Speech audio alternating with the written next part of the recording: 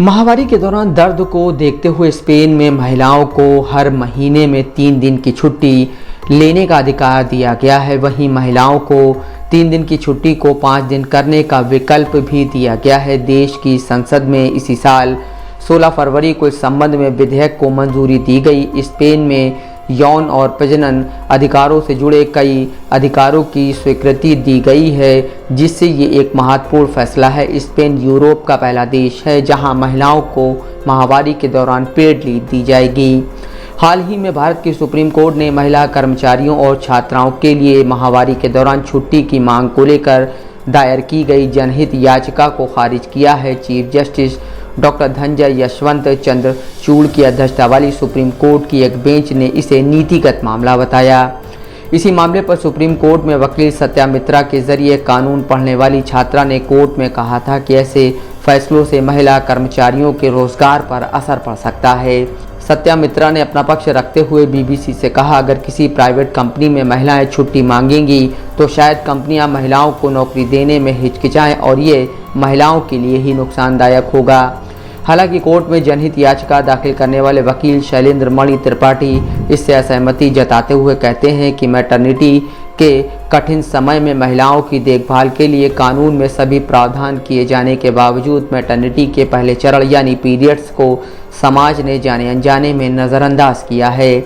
उन्होंने कहा, हमने कोर्ट के सामने कहा कि ऐसे कई देश हैं जहां ये प्रावधान महिलाओं के लिए किया गया है। वहीं बिहार राज्य में महिलाओं की माहवारी के दौरान छुट्टी देने का प्रावधान साल 1992 में ही किया गया था। उन्होंने कहा कि कोर्ट ने उन्हें महिला एवं बाल विकास मंत्रालय का रुख करने को कहा है।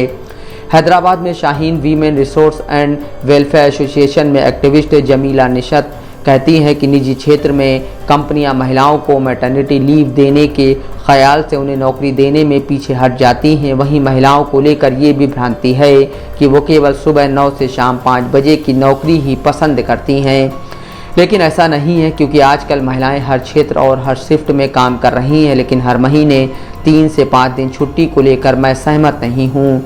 वहीं पंजाबी यूनिवर्सिटी में वीमेन स्टडीज़ विभाग में अध्यक्ष मानवेंद्र कौर एक दूसरा पक्ष उठाती हैं। वो कहती हैं, असंगठित क्षेत्र में करीब 90% महिलाएं काम करती हैं, क्या उन्हें इसका लाभ मिल पाएगा? इन औरतों को ना मैटरनिटी बेनिफिट मिलते हैं, ना समान वेतन मिलता है और ना ही कोई और लाभ मिलता है।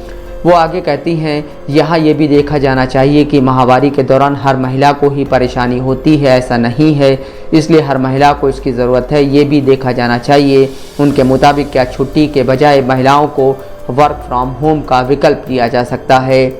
लेकिन यहाँ ये भी सोचना होगा कि असंगठित क्षेत्र में काम करने वाली महिलाओं और कॉन्ट्रैक्ट पर काम करने वाली महिलाओं को कैसे इस दायरे में लाएंगे। भारत में बिहार पहला राज्य है जहां माहवारी में छुट्टी देने का प्रावधान लागू हुआ। साल 1992 में राज्य में राष्ट्रीय जनता दल के नेता लालू प्रसाद यादव की सरकार थी और उन्होंने महिला कर्मचारियों को माहवारी के दौरान हर महीने 2 दिन की छुट्टी लेने को मंजूरी दी थी।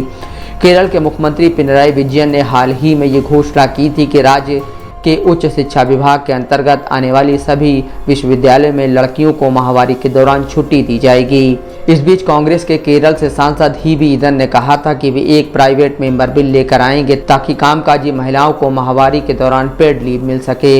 इससे पहले अरुणाचल प्रदेश से आने वाले सांसद निनांग एरिंग ने एक private member bill menstruation benefit 2017 में लोकसभा में पेश किया था। इस बिल में सरकारी और निजी क्षेत्र में काम करने वाली महिलाओं को मासिक धर्म के दौरान 2 दिन की छुट्टी देने का प्रस्ताव दिया गया था।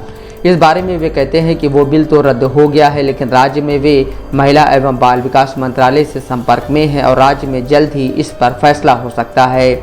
वे कहते हैं, कुछ महिला संगठनों ने मुझसे कहा है कि महिलाओं को ऐसे प्रावधान देकर उन्हें कम आंका जा रहा है, जबकि ऐसा नहीं है। अगर उन दिनों में 2 नहीं, अगर 1 दिन की भी छुट्टी दी जाती है तो ऐसी महिलाएं जब काम पर जाएंगी तो ज़्यादा जोश में काम करेंगी।